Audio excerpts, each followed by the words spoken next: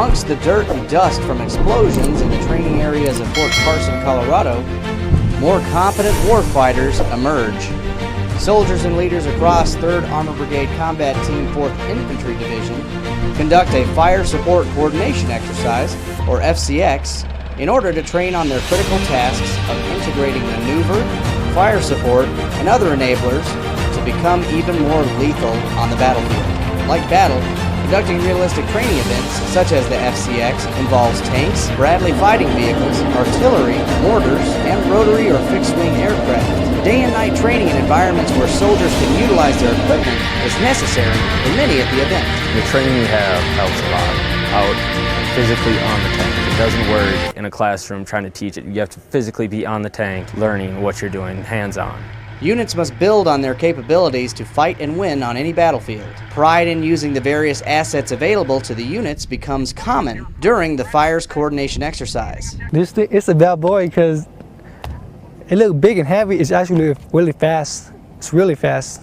The engine is turbine. It's like a jet engine. It could penetrate heavy armor. This tank right here is a good weapon to use against an enemy.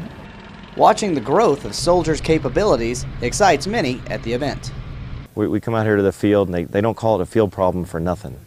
And they kind of figure out a problem on their own and the light clicks in their eyes and they've got it. And they take that to heart and then they can share it with the soldiers that they're going to eventually teach one day. And that's when it's good. A lot of times you can get caught up in executing and not even understand why you just did it. And then you get to a leadership role and there's just a lot. It's great when you can take a step back and actually sit with the soldiers during the training exercise and say, this is exactly why we're doing this. This is why we're going to do this. Soldiers use more than radios to coordinate the airstrikes.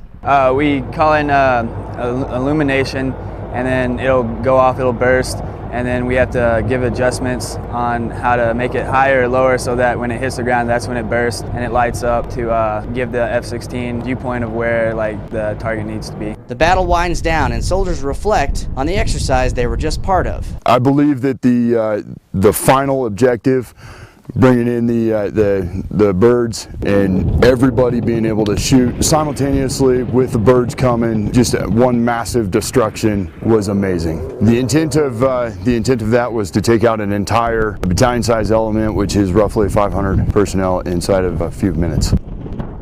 Specialist Toby, Fort Carson, Colorado.